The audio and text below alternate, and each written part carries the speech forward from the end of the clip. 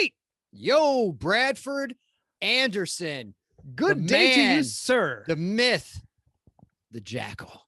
Oh, okay. Yeah, no, I'm more of a jackal and less of a legend. Well, takes a little more time. Then you'll hit legend status. Do you have to be? How old do you have to be a legend? I don't know. That's a good question. Is it age, or is it how long you've been at a certain job? That's a good question. Well, let's think about this. Let's think about, okay, let's translate it to music. All right. Okay. So who's a music legend? Anyone. Oh gosh, dude, come on. Right. Anyone. Like, could be country music. Like, who's a country music legend? George Strait. Okay. So he's been doing it for 40 years, 30, 40 years? Yeah, 80s. Is Brad Paisley a legend?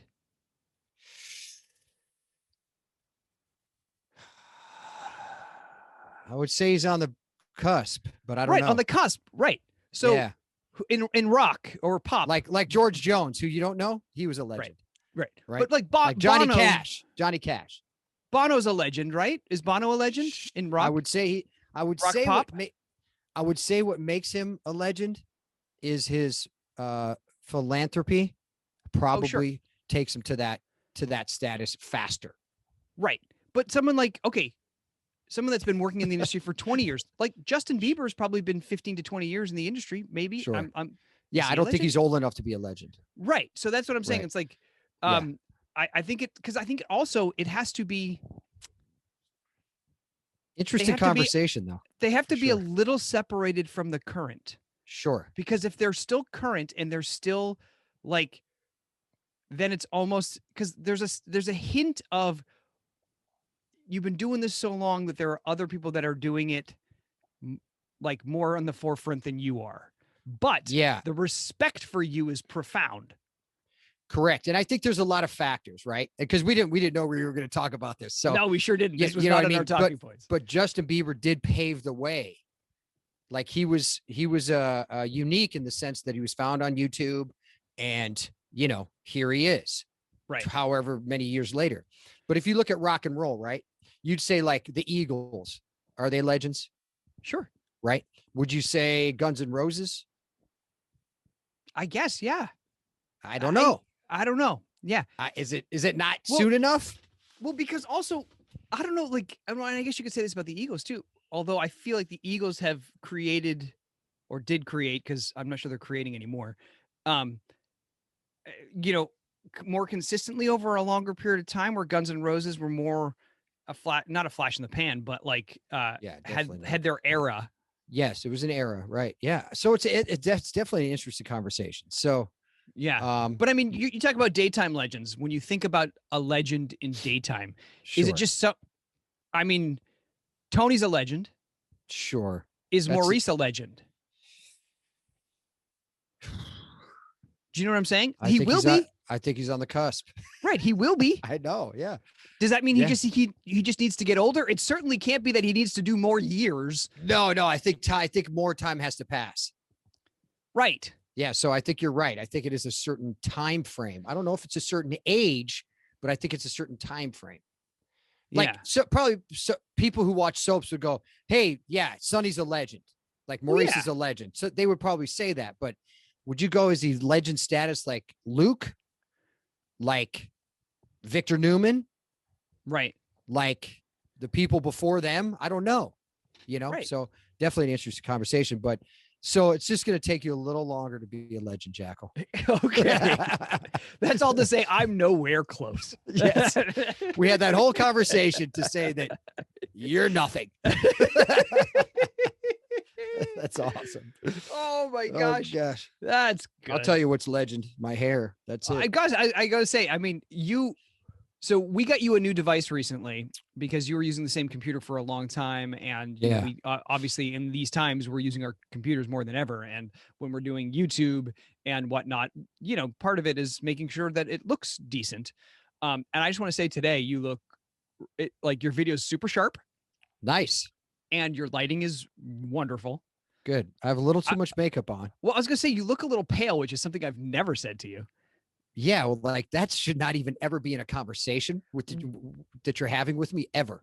So the only thing is like the coloring is a little like silly putty. Like the wall, the wall and your skin are matching, and it's a little silly putty-ish. Yeah, it totally is right now. Like I have the blur on, but I'm still matching the wall. But I have a lot of makeup on because I ran downstairs, because we're coming up here to our 2-week break for spring break. And it's a lot going on. I have a ton tomorrow, which helps me finish the week early, but I have a lot. I have close to 60 pages tomorrow. Wow. Dude. And I just wanted to, I know we had to do this podcast. I'm like, oh, let's get the podcast done. Because I didn't want to take any time to wash my makeup off right now. So whatever. Here I am looking like a mannequin. Yeah, it's smooth and even. Thank you. Now that we brought up silly putty, I'm trying to remember what that did. It was just like it wasn't Play-Doh. You could stretch it. You could ball it up and you can throw it and it would bounce like a super ball. Right. It would be like a bouncy ball too. Right. Yeah. But remember, what you could also do is you could flatten it out and put it on the comics. And it would extract extract the ink off, and you could go, hey, here's Garfield. Right. Yeah. Not sure. It must have been incredibly toxic. Totally. I ate a ton of that stuff.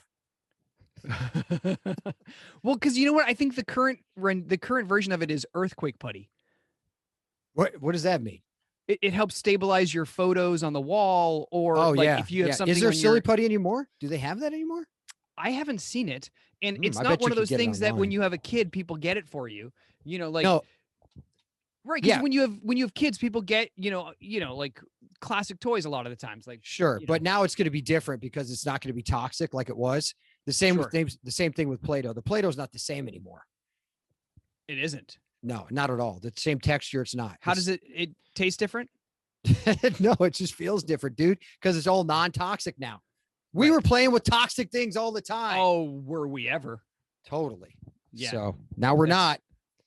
Boo. I know. How dare they? Oh my goodness. Well, friends, we are excited to announce that we are back on the road. Not today, but we are back on the road in May. There was a lot of I guess we could call them false starts, or where false starts. All through last year, we're like, okay, it's May. Oh, we can't go out in May. Let's move it to July. Yeah. Oh, crap. Let's move it to October or September. Oh, crap. Let's move it to December. But now let's move it to April. Yeah, right. And so now we feel like, we feel as confident as we've ever felt that we will be at these places. Yes. So, starting in May, starting at the end of May, we have Saturday, May 22nd will be just outside Baltimore in Timonium, Maryland at Magooby's. Yes. Then the next day, the 23rd, will be in Raleigh, North Carolina at the Good Nights Comedy Club. Day after that, West Palm Beach at the Improv on Monday, the 24th, Tampa, the 25th, Orlando, the 26th, Birmingham or Hoover, the Stardome on the 27th, Huntsville, Alabama on the 28th, and the Saturday, the 29th, will be in Nashville. Yeah. Well, listen, I'm just glad we're not down in Florida right now during spring break. It's getting a little wacky. I'm like, oh man, I'm like, what's happening? This is crazy. And then I read today that Miami is under a curfew. So all these people that are on South Beach and everything shuts down at 8. And where are they gonna go? They'll find something to do. I'd drive north. Just keep going. Just get in the car and drive north. That's it. Right. That's it, because that's closed. Right. Yeah. That's closed. So they're closing down. It's over. Pull the plug, get in the car and go home. Right. You're not helping anybody by staying there. We hit our spring break next week. So you do? You guys have it a week early. Yeah, we have it the week after Easter. Our kids have 2 weeks. Oh, nice. Yeah. So you have 2 weeks. Awesome. Really good. Exciting. You going somewhere? We are. Yes, we're doing a little Airbnb in the middle of nowhere. Great. Yeah. Isn't that nice? Yeah. So we're really excited about that. Excited about that. Cool. But we love being back in the road. We love traveling. And since we're hitting the great sunshine state of Florida. Yes, I love the sunshine state. Thought it might be fun to bring up a headline. You have a Florida headline? I sure do. No way. Oh, no way. I know, it's crazy that something crazy happened in Florida. Imagine that. No. So this one made me laugh and smile and a little, I don't say jealous, but really? I'm feeling this guy's vibe. Okay. Drunk Florida man drives lawnmower on highway. Okay. So that doesn't sound all that crazy. A Florida man faces DUI charges after a deputy caught him driving a lawnmower down a highway. According to deputies, this man was spotted riding the lawnmower down Highway 316. The dash cam video shows the Florida man slurring his speech while talking to deputies, admitted he'd been drinking. Initially, he told deputies he had a couple, but later admitted, I maybe have had a little too much to drink. He declined to perform a sobriety test, saying he can't complete the exercises because he's been drinking too much. He finally just told the deputy, just take me to jail. Okay. So when I was a kid. Yes. Okay. Go ahead. Give your initial reaction. I have a question. I have a few questions. Great. Where was he going? I think it was just a joyride. Just a joyride. That's my guess. On a riding lawnmower. Yes, he wasn't riding a push mower. Yeah. You'd be riding it, I'd be pushing it. So, okay, go ahead. Tell your part of the story and I'll tell you mine. Well, so when I was a kid, that was my job, was to drive to mow the lawn on, and I remember it was a big deal, right? My dad used to do it on the ride-on lawnmower. Yeah. And awesome. Then when I was old enough to do it, it was my job. And, like if I had a lawn now currently, which I don't, I would absolutely be waiting for the day that my kids could do it and not me. But as a kid, I didn't think about that part. I just thought it was me getting older and then me having this responsibility, and it looked hella fun. Let's be real. On the ride-on lawnmower. So fun. It wasn't as fun after you do it a bunch of times. Sure. But it was kind of therapeutic, and your mind would race because you didn't have to, you're just following a pattern, right? Like you're just doing, it doesn't require a lot of concentration. So your mind kind of wanders. And I remember writing songs and stuff in my head when I was doing the ride on lawnmower. It was like that open mind time. Right. Yeah. So I really appreciate that. But man, had I been of age, how fun to have a few beers while you're on a lawnmower. I've never had that experience. I have. I'm sure it's not a unique experience. I'm sure. No, it's not unique at all. It's part of a riding lawnmower. Right. And I'm sure some riding lawnmowers have cup holders. They do. Of course. I'm sure you could put a nice fresh cup of lemonade in there. Sure could. Or a shandy. Oh, a shandy would be nice. Just a straight, knowing what I know from my childhood, I wish I could have had some of this guy's experience, not the driving it on the freeway, but although. Okay. So first of all, here's the, it'd be fun to just open it up. Yeah. Let's just stop for a second. Okay. Because if he's in the country anywhere, it wouldn't be out of the ordinary for you to see somebody just kind of ride their riding lawnmower a couple extra blocks and go to the general store where I lived. Oh, interesting. Okay. So because it was a bunch of, it was a lot of acreage and a lot of farms, and that's what people did. They just rode whatever. Sometimes it was a gator. Sometimes it was a riding lawnmower. I got a riding lawnmower because I wanted that experience of like, hey, I'm going to mow my own lawn. I had about 2.5 acres to mow. Yeah. And I cracked the coldest Chores Light there ever was. A few of them, put in the headphones, listen to music, and just go. And it was awesome, you know, and sometimes you got to ride on the street. So this isn't like a highway, like, an interstate where you're going like on the 405. It's probably a road that was called a highway in the country. It's a state road for sure. Yeah. That he was just kind of going, hey, I'm going for a ride. Right. I don't know if they should have arrested him. I know, but yeah. So I don't think they should have. Well, because I'm looking at the picture, and it is not a like sometimes you'll see things that I would call a tractor. Can you share that picture with me? Oh yeah. Yeah, I would share that with me. I would say, like, sometimes you see a tractor on the road because maybe they're going in between connected, like maybe they're mowing one field and in order to get to their next field. But that's not that kind of lawnmower. No. That's a smaller one. That's kind of the one sort of, I had maybe a little bigger one than that, but that's about right. But they can't go that fast anyway. Well, that's the thing is they can't go that fast. So I mean, look, he's on a 2-lane road, dude. Right. But that's not a highway. In Florida, state road. I don't even see another person on there. I know. It was probably safe. It was safe. But yeah, I just like home. I totally understand a little joyride and having a few. It's just my experience of ride on lawnmowers was as a kid. So yeah, it was I loved it. It was awesome. And I think we're in our forever home right now, and we have turf in our side yard, and then the front yard is managed by an HOA. So things change, buddy. I would actually probably get arrested if I bought a drive-on lawnmower and started mowing the lawns in my that'd be amazing. You just drive around the whole neighborhood, start mowing people's lawns for free. Just go, hey, like just drinking. Yeah. And all the turf, you're just mowing the turf too. Trust me, after a bottle of wine, you'd be mowing the turf. Right. So did you have any other childhood chores? Like it made me think about like the chores that I did. Can you get rid of this guy? Oh yeah. Yeah, get rid of this guy. Thanks, Florida man. Thank you, Florida man. Please don't drink and drive, Florida man. It's not good for you. Good That's for right. On any moving vehicle. Chores. Yeah. I mean, I was trying to make money as a kid. So I'd mow lawns, but I would do the push mower.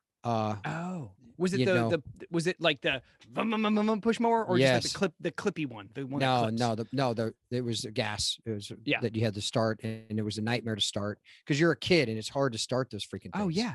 Well, you have to pull so hard. Like, I mean, you got to. And if it's like if the grass is too long, then it stalls. Oh yeah. Oh yeah. If it gets caught in the Yeah. So then you're like, oh, okay, whatever. And so that was one. Did you have the connecting thing that caught the clippings, or did it just blow them out somewhere? Blew them out, and then I had to rake them up. Oh, it's the worst. Yeah, the worst. And I had awesome allergies, so it was great. Oh yeah, it was a good time. So yeah. Did you have any like household chores? The ones like. I mean, listen, being kind of a latchkey kid.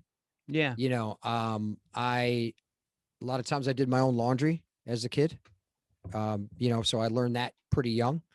I didn't really have any other chores, take out the trash, maybe load the dishwasher or actually unload the dishwasher and do my, my mom didn't make me do my own laundry, but sometimes it was just like, hey, I need stuff washed and she's working. So I'm going to go, wash my clothes. So, and we had a laundry room in our apartment complex. So, and then back then, dude, which was crazy, I live in an apartment building that had an actual incinerator. What? Yeah. So this is how many bodies do you think ended up in that? Oh, I don't know. Something ended up in there. Every building in the complex, and there was probably 10 buildings in the complex, and it was 3 stories, and it was a lot of units in one building. Yeah. And each building had an incinerator. So you would go to the garbage. If you're on the 3rd floor, you go to the garbage chute and you drop it down and you could see that the fire's going. Like the bottom floor, you actually open the door and the fire's happening and you throw your garbage in. Yeah. What do you think? Why do you think they got rid of those? Is it just a safety hazard? Must have been. Well, first of all, it wasn't great that a 9-year-old kid can go open a door full of flames. And you know how freaking kids are idiots. They'll go, hey, let's throw a bottle of, paint in there or what, let's see if it explodes, but also, I think it's probably not the greatest. I mean, I don't know. People burn their trash in the country all the time. That's right. So, environmental is probably not great. Yeah. It just wasn't a good idea to have an inferno available to teenagers. It's not a good move. So that was kind of my thing. And then shoveling snow. I also did. Oh yeah. I shoveled a lot of snow to make money, So that's interesting. Yeah. Like for me, I started working as a busboy at 14. So that was like my job. So before that, I had allowance, but my things for allowance was taking out the trash, mowing the lawn, and clearing the table. Those are my jams. Awesome. And awesome. Yeah. So it's thinking about getting my kids involved in more things. But it's interesting because I remember doing that as a kid and assuming that I'd give my kids that, but boy, it's just easier if you do it yourself. But I mean, yeah, you as a parent, you're like, how many times do I have to ask? Right. You know what I mean? I made a deal with Jack. I was going to make a deal with him. It's funny that you're bringing this up because he takes the trash out and he's great at taking the trash out. Oh, that's awesome. But there's no extra effort. Oh, sure. Right. There's no like, hey, look at all the clothes on the ground. Right. Or, hey, look at the 17 water bottles on my nightstand. Right. Or, hey, look at the bowl that's in my bunk bed. There's no like, especially with, and my daughter. So, but with Jack, I said, hey, look, this is what I want you to do. Every day, this is for 30 days. This is what I want you to do. I said, are you ready for this? He goes, yeah. I said, I'm going to make you a deal. I said, I want you every night. I want you to have your backpack ready and all your clothes ready. So when you get up, there's no thinking. There's no, Mom, where's my sweatshirt? Mom, where's it? I said, it'll help your mother if you just get your stuff ready. There's no questions in the morning. You get up, you get dressed, you're ready to go. Then you can go watch your little YouTube, have your freaking magic spoon, whatever you're going to do. Like, just do that. Right. And I said, and I'll reward you. And he's like, well, what kind of reward? I said, you're done. He's like, what do you mean? I said, I gave you a chance to take a deal and you asked me what the reward was. I said, now you're not getting it. Now you're done. Now you're going to do it without the reward. So next time I ask you in 30 days, the next deal, you're going to go what? You're going to say, yeah, I'll do it. That's what you're going to do. So now you just learned another lesson. So welcome. Yeah. Welcome to manhood. Let's go. Let's go. I mean, but it's true, dude. It's like, come on, man. I mean, it's partly our fault too. Because we want to make things easier for our kids than we had it maybe, or give them things that we didn't have growing up. And, in a weird way, you're spoiling them and not really teaching them self-discipline and work ethic. And I think this is a common thing that, parents my age, your age, like, how do I instill work ethic in my kid? How do I not give them everything they want? How do, out of necessity, we had to work for things. Like if I wanted something, I had to save my money and then go buy it. Right. And that meant working. And my kids have no idea what that even is. Well, because I remember being so excited to be 14 so I could get a summer job. Yes. Yes. And I'm not sure kids nowadays have that excitement. No. And I'm not sure what 14-year-olds can do. No, they can't really now. I did the same thing as you. I was going to be a waiter at 14. I was apprenticing to busboy, Yeah, we couldn't be waiters in New Hampshire because you couldn't serve alcohol till 18. Right. So exactly. Yeah. So, and I hated it. It was the worst job ever. And I quit. I loved it, dude. And I quit in 2 weeks. I got my first check and I go, how much wait, I worked a lot. Huh? And I was like, okay, I'm out, because I used to wash and detail cars. My dad managed apartment buildings. Yeah. And all the people in there, some of them needed their car washed. Oh, yeah. So I would literally wash it and I would hand wax it, the whole thing, the whole detail, the whole car for $40. It's a pretty good deal back then, right? If you did a good job, that's a good deal. Yeah, it totally is. And I did. I mean, I learned, I had people complain and I go down and, learn and go, oh, okay, yeah, I'll do that. But it's like $40. I was 14 years old. Right. I do 2 or 3 cars. That's $120. Right. Like in a day. Right. That's pretty good. Crazy. That is crazy. Yeah. That's great money. And that's what I'm trying to tell my son. I'm like, dude, if you just do a car wash for $35 and you go do 2 a week, right, that's $70 a week. I mean, you're looking at $280 a month. I said, because you're 16, you got to start making money. I'm not buying you a car. I'm not buying him a car. I will match what he earns. So if it's $5,000, I'll give him $5,000. If it's $2,000, he gets $2,000. but I'm not, I'm not buying a car. All right. So, I mean, it's just, I feel a little different about my daughter, which I think is kind of not cool, but I'm like, hey, just take my car. You're fine, Right. So, right. But with my son, I'm like, you got to work, man. But because my daughter has great work ethic. McKenna, my older daughter, amazing work ethic. Yeah. Like always on it, always no problem. I don't worry about her at all, Yeah. But my son, he's a teenager. He's 14. It's like, oh, maybe I'll do this and make $20 and whatever, But now they can push a freaking button and buy what they want on Amazon. Like you don't know what it is to make the value money of and save money. Yeah. No, my kids are TBD. Like we'll see. But I would love. Right. I think have them having a job at 14, and I loved clearing tables because I don't know. I loved the camaraderie of a restaurant. I loved you always have, yeah. I always have, and I loved you work hard for like 4 or 5 hours, and then the day's over, and you get, I'm sure it's different now, but back then, the waiters would tip out the busboys, and it was like supposed to be like 10% of what they made they gave to the busboy. So, and you bus for multiple waiters. Sure. So then at the end of the night, 3 or 4 people hand you a wad of cash. Yeah. And then you'd get a paycheck at the end of the week. Yeah. And I was like, this is a great system. Love this. Totally. My buddy was he loved busing tables for the exact reason. He had a great personality. He would bus. He would actually he would make sure everybody had what they needed.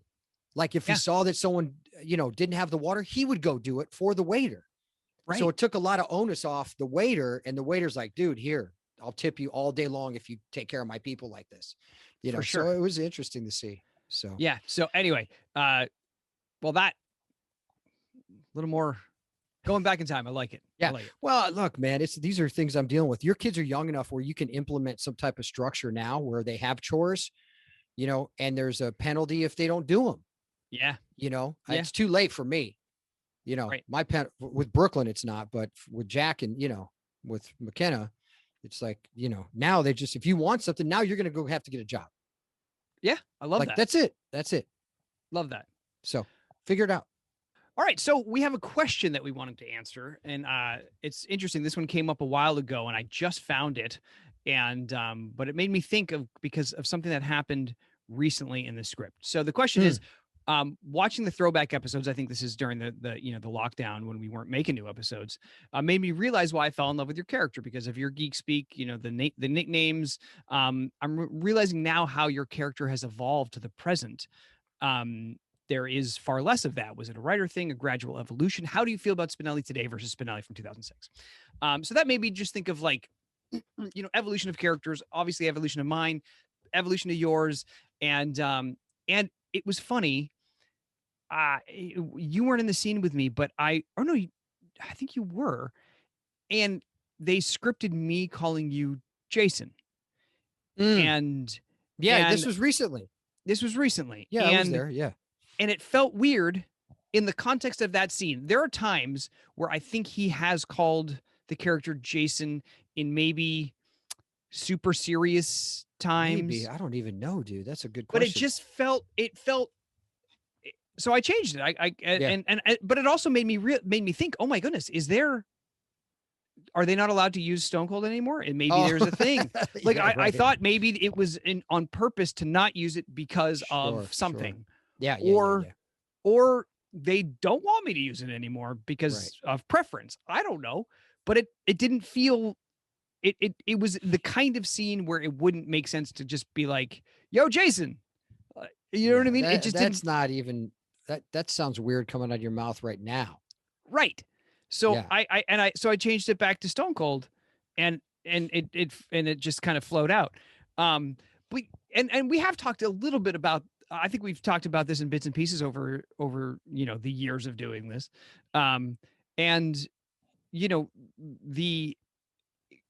The evolution, if you will, of Spinelli is I think it's in part because of me and the writers in tandem, right? They'll do something which will make me react, and I'll do something that maybe makes them react, right?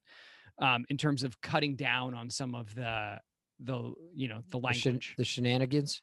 not necessarily shenanigans. Well, but I think that's kind of the thing that's evolved. You're not as, if you go back, like we've been watching all these episodes when we do the reaction videos, you were super high energy. It was always, it always seems like you were just a ball of energy, right? There was never a time where you were just like, I'm just going to chill here. It was never that. Now there seems more of that than then. And that could just be naturally because you're getting older, no, I'm tired.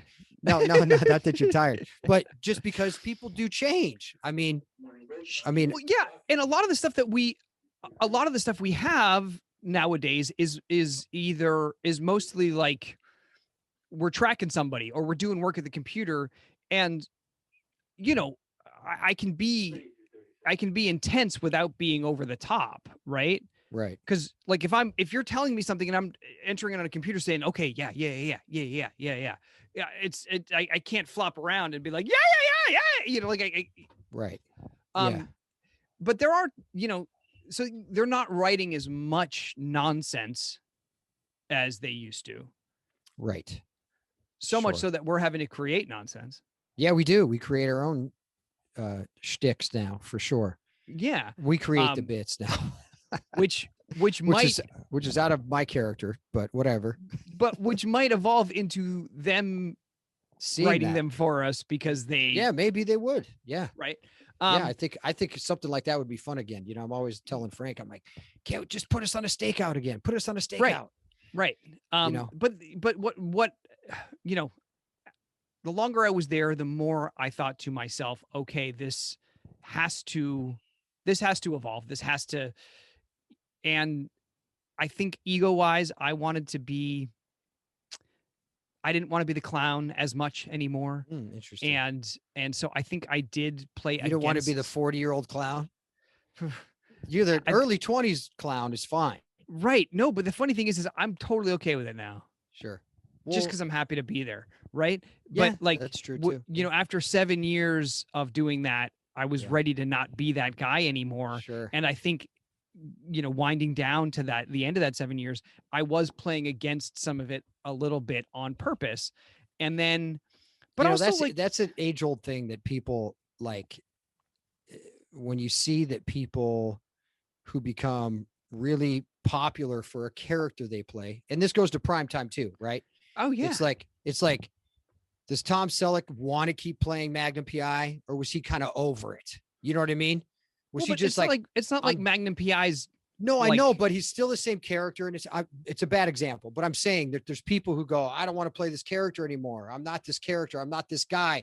But you're only known for that guy. You know what I mean? Well, I mean, I can't help thinking. I think of Dustin Diamond. I think of Jaleel White. I think of Screech and Urkel. And Urkel. Yeah. Those are good examples. And because it was tough for them to get out of that character. They're synonymous with that character. Spinelli is not as prolific as Screech. Yes. Or Urkel. I would say you're definitely Screech's son. I think you're the same age. I don't know. So, but yeah, like I think I was in that that mind frame of there's other stuff I can do, and it wasn't as fun for me either anymore. Sure. Right. If it's not, and also when they gave me the opportunity to have those scenes with Kirsten and we had that storyline, some of it was, I wanted to play that more seriously versus being a clown and trying to have a connection like that. Right. But isn't it funny how whether you're having fun or not is just perspective change? Yeah. I mean, that's really what it is, right? Absolutely. Your perspective changed and now you can go have fun again. It's just interesting. Well, yeah, because the trick is trying to find that during that time. Totally. Right. Without being, I'm guilty of the same thing. Like, this care or whatever. And it's right. And I needed the leave for that perspective change. I needed that to happen, to come back and, evolve as a person, but evolve also maybe as a character. But the perspective change was the biggest thing that's ever happened to me when I came back. Right. It's awesome. Well, because once you start thinking, okay, well, maybe should I try other things? Maybe should I not be here? Then you can't help but you can't get that out of your head. Like you can't think, you can't look at what you're doing and not judge it against what you might be doing somewhere else. And around that time I had some opportunities that I had to turn down. Yeah, no, I get it, dude. I was so right. And so which is unfortunate because it was fun stuff that we had to do. Yeah. And so now we're back and having that fun stuff to do. And also like my life is different now. My responsibilities are different. Yeah. What we are doing outside of the show is different. I don't think we would have ever done this if we were still on the show, if we both stayed on the show. I think you're right. This never would have happened. None of this would have happened. Being on the road wouldn't have happened. Yeah. We wouldn't have had the renewed, refreshed outlook on life. And like, that's what people think of us, renewed and refreshed. We are. We totally are. I feel it. So it's amazing. You look it. It looks, well, today I do, but it's amazing to be able to do what we do now, go on the road and just venture into comedy, stick our toe in the pool, so to speak, of comedy. And it's just so much fun because, it's, to be able to create and do the stuff we're doing, it's just a blast right now. Yeah. Yeah. Speaking of, we started a new segment last week. And how did that go over? I think it went really well. Okay, great. So we figured we'd try it again. Okay. And what's it called, this segment? Recap Relay. All right. I'm not sure that's a great name. I just like the alliteration, the R's, and it's like a relay because we're alternating. Yeah, okay. Recap Relay. We're going to have a voiceover for this come in. We're going to have to go get a new voice for it. Right. Okay. So as a reminder, if you didn't hear last week's episode, what we do is we take a statement from a recap, right? Usually sometimes at the top of a paragraph, they'll kind of have a sentence that kind of is the summary of what they're about to tell us. Mm-hmm. As you guys know, we don't watch the show as much as you do. And so in the past, when we've looked at recaps and tried to talk about them, it's not interesting for any of us because we don't know what we're talking about. So we figured we'd lean into that and create false backstories for these summarizations. Okay, these are not true. They have nothing to do with the show. This is an improv exercise. Thank you. We are going to start with a sentence and alternate sentences out of our imagination until we come back and are able to say definitively the sentence that we started with. Okay. Okay. So, oh gosh, you're going to like this one. Have I? All right. So the recap statement is Dante attempts to complete the mission. This was from last week. Okay. So I will start. You're going to start? I will start. Dante, limoncello, came from a long line of famous pasta makers. Dante's from a land far, far away that not many people have visited. However, people from all around the world have heard of the limoncello pasta, but Dante hadn't quite figured out the recipe. He knew that not only did he have to follow in his footsteps of his family tradition, he had to learn how to bake. Because everybody knows the best kind of pasta is baked. So he had to figure out the miraculous, unique method of baking pasta. Not only was he baked, not only did he bake the pasta, but he got baked. And that was part of the problem. It was very hard for him to stay on task to create this pasta because he was always high out of his mind. He was. And then he realized that he was missing some ingredients and he needed some beef. So he figured that he had to learn how to hunt. Yes. The most famous of the limoncello pasta brands was marrow pasta. So he had to find the best beef around to extract its marrow. He did.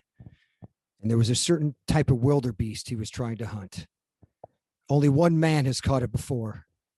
And he was out there looking for this wildebeest.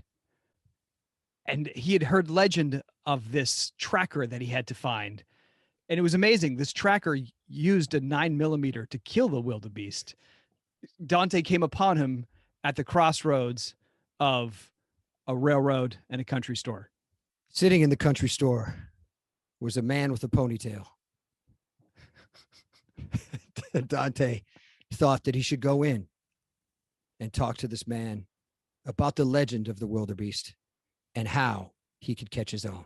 They went out into the forest together.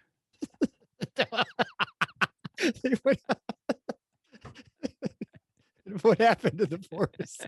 That doesn't sound like a good way to go. The man with the ponytail dropped his gun. And Dante picked it up just in time to see the wildebeest racing by.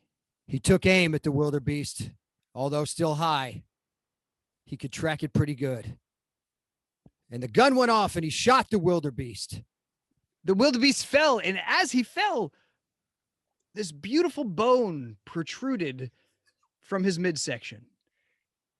And Dante knew that he hit pay dirt. He went over and he ripped the bone out of the wildebeest. So he raced home with this juicy, marrow-filled bone back to his kitchen. And he finds that the fire has gone out. So instead of lighting himself another doobie, he used his last match to try to relight the fire because Dante attempts to complete the mission. Oh. So that was another edition of Recap Relay. And that was a little more roundabout. That was the first one we got right to the point. This one, took a little bit longer. Anytime we get in the forest, I kind of think it's like a fairy tale. It's like I know. A fable. A fable's happening. So we have You're right. It does feel a little more Hansel and Gretel-ish. Yeah, we'll get better. We'll get better. This is practice. Yeah, sure is. But I hope you guys enjoyed another edition of Recap Relay. I hope you enjoyed this week. Thank you again to Magic Spoon, Geico, and all of our sponsors. Yes, thank you guys.